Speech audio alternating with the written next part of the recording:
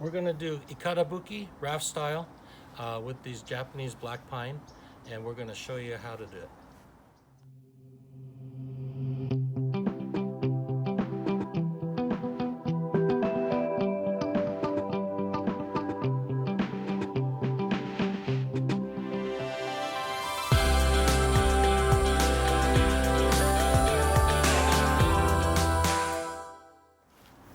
So Lindsay, we got these evergreens from Ed Clark early in the spring, and I picked these particularly because the most of the branching is on one side of the tree, and they also exhibit a lot of good, short needles early on in their development, which will mean that they'll be good for bonsai. Okay, but I think that this could be applied to any kind of tree, both deciduous or evergreen. Leafy evergreens. Yeah, and so all of the same principles that we're going to be talking about in this video could be easily applied to any type of tree that would be suitable for bonsai. Right, and the main thing too is you just have to keep this in mind when you're using pine trees and other conifers, that they take a little bit longer to root out once we scar the bottom and plant it in a growing container. So a deciduous tree and evergreen trees, leafy evergreens, will come out and root out a lot quicker. But we just have to keep in mind, so pine trees are going to be a little bit slower in proportion. So where do you think a good place to start today is?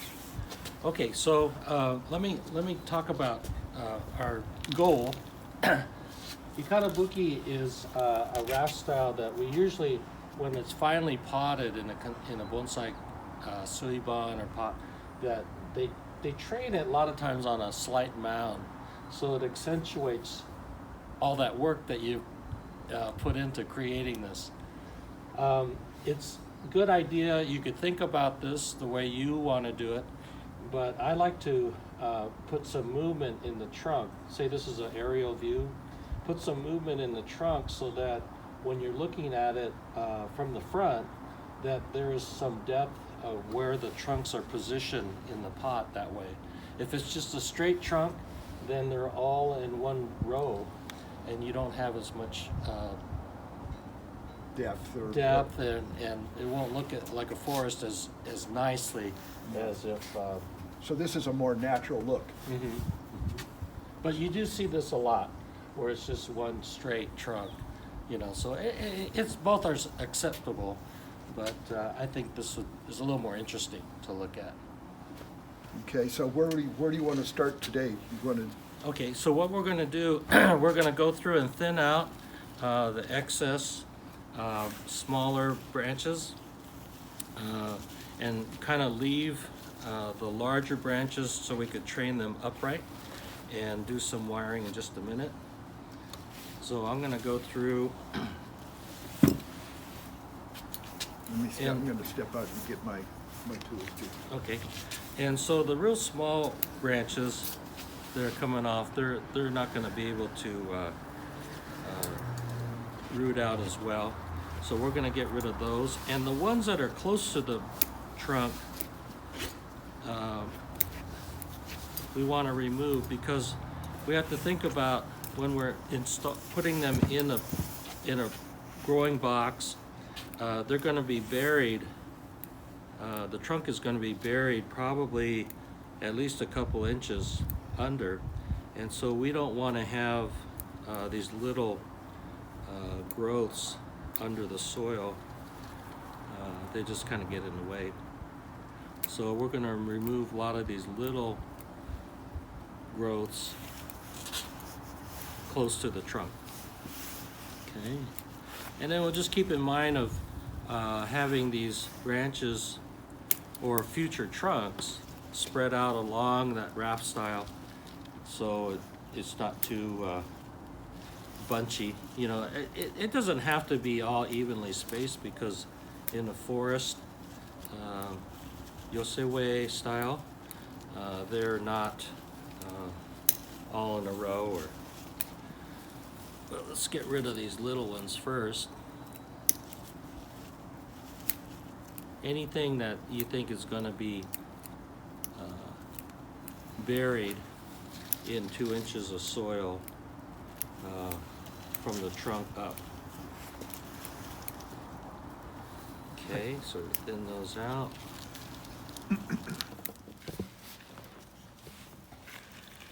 So we're creating these individual trees, and we want to kind of pick a leader. It's kind of like any kind of growing any kind of bonsai, where if you have all these branches coming out, then all the energy goes into each branch, right? But we want this, each of these trees are creating, to have more of a single trunk, so that it starts to elongate quicker and create a top quicker.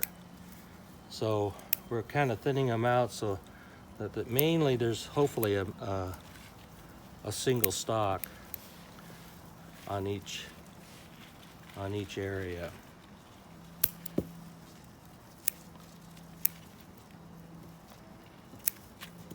And Michael's doing the same thing right next to Lindsay, right over there.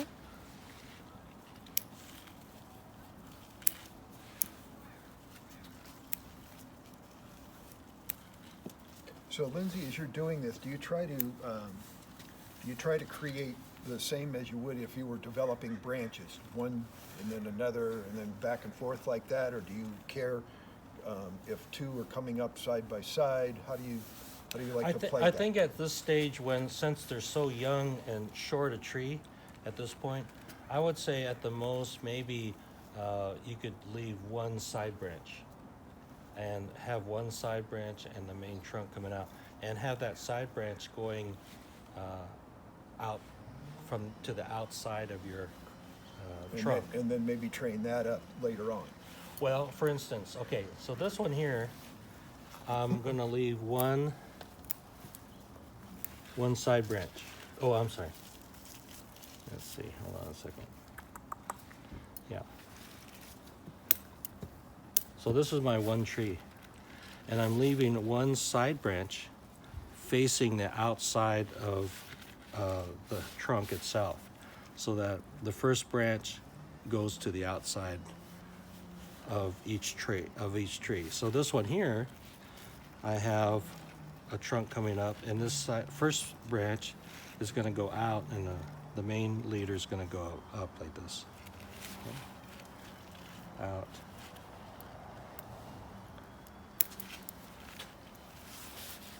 So yeah, we're really not being able to distinguish first and second branches and too much right now because they're so young. Is that some of the advantages of using a deciduous tree in this type of style versus a conifer?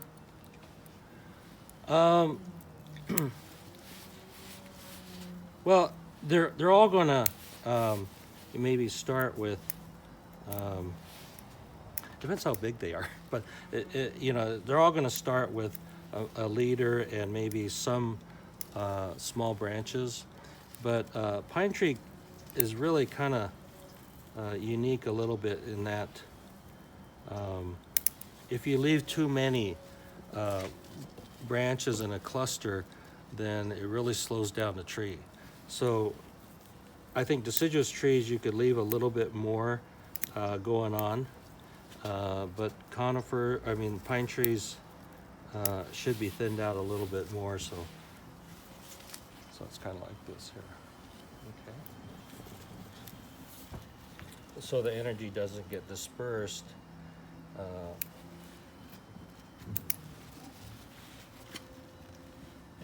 The goal is to try to make the main stalk grow faster. And so we have this is one tree here coming up. And we want to, might even, have this one as your main leader. And then the second branch, we could slow down a little bit and then let this one take off. And then we'll go back and any needles that are maybe be buried in the soil, we want to take those off too. Okay.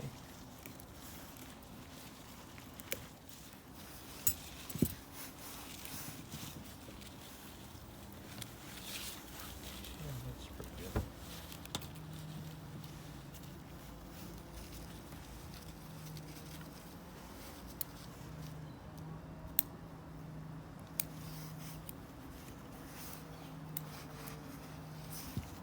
Are you still rolling? Yeah. Don't worry about it. This is gonna be background music anyways. Let me ask you a question. So particularly, like, say you have a branch that's coming off to the side like this, and maybe you want to keep that buried and then grow trees that give us more depth. Maybe So this is like another trunk here? Yeah, Okay, behind. sure. Yeah, you So- could bring that up. Yeah. Uh-huh. So take off this center guy and maybe have 2 branches there. Take this guy off right back here and have this be up and this guy come off kind of that way and create some more depth.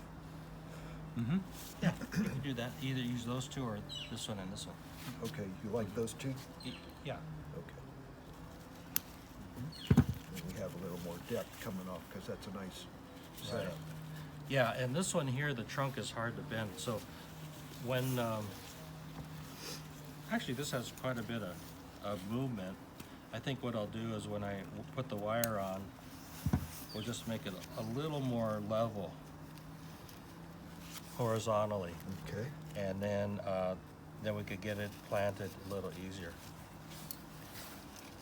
Should I go ahead and wire or should I? Go for it. Okay. So, just like any process, you want to use the thickest wire first, which is going to go on the trunk.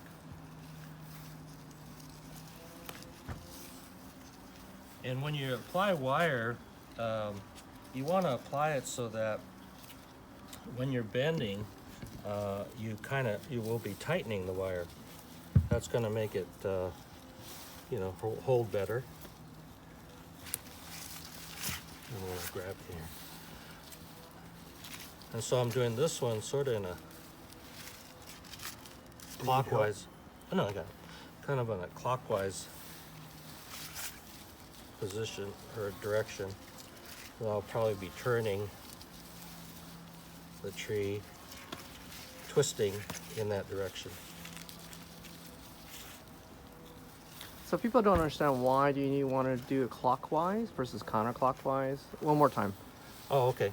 So I put this wire on clockwise, if you're looking at it from the top. And the reason is that I'm going to be twisting this in that same direction. And twisting it in that same direction tightens the wire. It makes it more secure. So if you do it the opposite way, when you're twisting it, it unravels the wire and makes it weaker. So, you want to try to do that at all possible. Okay.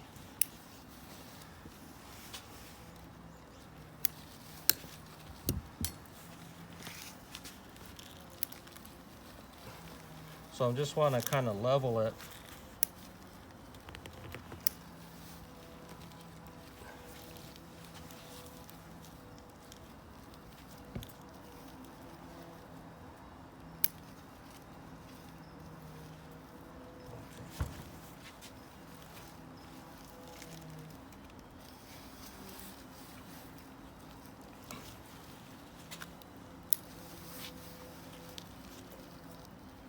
So this is fairly level, and then we'll put secondary wire and bring the trunks up. How are you doing, Michael, right now? Well, I'm trying to follow Lindsay's lead at this point and kind of clean out with the idea in mind of how I'm going to do certain things. We're going to try and bring this branch down and create like another trunk back here, or well, maybe not that one. This one here, and so help to give the tree a little more depth in the end. It'll be, tree here, trunk back here, and trees like this. Give it a little more depth. This guy comes up, that kind of thing. It's a little different situation than what Lindsay's doing, but I think you get the idea. Well, all trees are slightly different, right? All trees are Yes. slightly different. So Lindsay right now is doing some wiring in the individual trees, correct? The individual trees that will be standing up. Right. So we're we're gonna bring each trunk upright when it's laying down like this. And it doesn't have to be super tight. I mean, just firm enough that you could get a nice vertical angle off the trunk coming up, and the upper part could be a lot looser. You could actually have branches coming up, like if you let me draw this one. If we're looking at the tree trunk, and then we have branches coming up that we're going to create trees out of, you could actually have them horizontally. Maybe this is the soil line right here. You could actually have them off near the soil line and then bring them up like this. So it's fair game to have it any from the soil line all the way up on the upper part of the trunk. So if it's in a good spot, utilize that tree there. Okay. A little smaller wire. I don't want to use this. Oh, I got tons of small wire. Hold on. Next, let's see, what is this? Maybe 3.5 or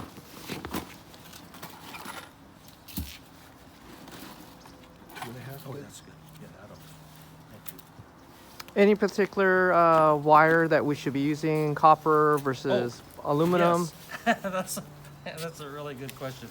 Okay, anytime we use wire that's going to be submerged eventually in the soil. Now, this is not going to be submerged because we're going to take this off, but I don't foresee leaving any on there. So when we're doing this initial wiring, and it's going to be removed before we put it in a growing container, then you can use any wire. But if you're going to use some kind of wire and you have to bury it in the soil, you want to use aluminum. Aluminum doesn't oxidize like copper does, and so aluminum wire is safer. When copper wire oxidizes, it creates copper sulfate, and that's toxic to roots, and it'll actually inhibit root production if it's anywhere near developing roots. So if you were going to be doing deciduous trees and they're developed faster and you wanted to get them into with the wire still on right away in the spring, aluminum would be a first choice. Yeah. If you're gonna, if it's gonna touch the soil, that's true. When's a good time to actually do this type of process? Well, I think it happened that this is pretty great, probably the best time to do the wiring, because probably by spring, when we come back and do the next session, all these branches are going to be pretty much set in position, so we can remove it, and then the wire will be out of our way when we go to skin the bark and start the rooting process. So it's actually a really good time right now in the fall. It could be summer, you could start in the summer. Sometimes in class we don't have a lot of time, so we'll do the whole thing at one time, and we'll wire it, we'll skin it, and kind of pick the branches and wire them up, and then pot it all at the same time. But I think this is really a better technique, is to do the wiring first, get the branches set, remove the wire, and then skin the trunk. So they stay upright, and the wire will be out of the way later on. in the process. So that's a good time of year right now. Okay. So that's going to come out. This is going to come up.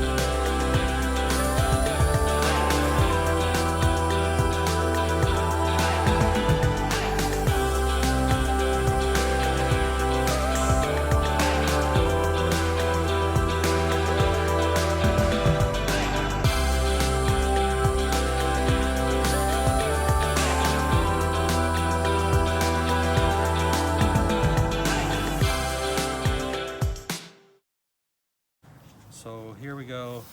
Have the trunks kind of spread out, so we get some space between there. And I think it's pretty important that you don't get them too close together, because it reduces the light on each little tree. And if they're spaced out fairly good, then the more light you get in there, it's going to develop quicker. So I think that's about the front. And you've left candles at the ends of each one of these. You haven't nipped off any of your candles, so they should be going. Right, just the side branches I cut back because I want them to slow down. Right. Right here like that. But the main trunks, I left the center candle. How would you grow that? Because you want it to be sideways, so how would you let it grow? Like, would you place it straight up and down in the pot still, or would you lay it sideways? Oh, it's till spring? Yes. Oh, yeah. So probably, I was thinking about this. Once we get it wired up like this, I would make it, put it in a spot where the south sun is going to, get mostly on the trunk. You don't, on the branches, you don't want to go this way where the sun is this way. You want to have the sun heating all these trees. So it's really not going to grow that much, but hopefully it's going to set the trunks nicely by spring. So yeah, kind of in that direction. This is south, and you want it to get all that light in there. So there we go. We're ready to go. Oh. That's about all we want to do this time. Yeah. So next. You gotta wire. Yeah. So next time, Lindsay. So in about what? Spring, we'll come back together and then we'll look at repotting, or no, not maybe potting actually. So, March or April, maybe April would be a good time. When these candles are really starting to move, then we'll take the wire off and then go like this. Here's the trunks, and we'll take the wire off, and then we'll skin the bottom half of the bark off the trunk, and then we'll bury it in soil above the trunk like this. So this will be in the soil. all right. Okay. All right. So until next episode, subscribe, like. Thank you, Lindsay and Mike, for joining us today. And until next year. All right. Thank you.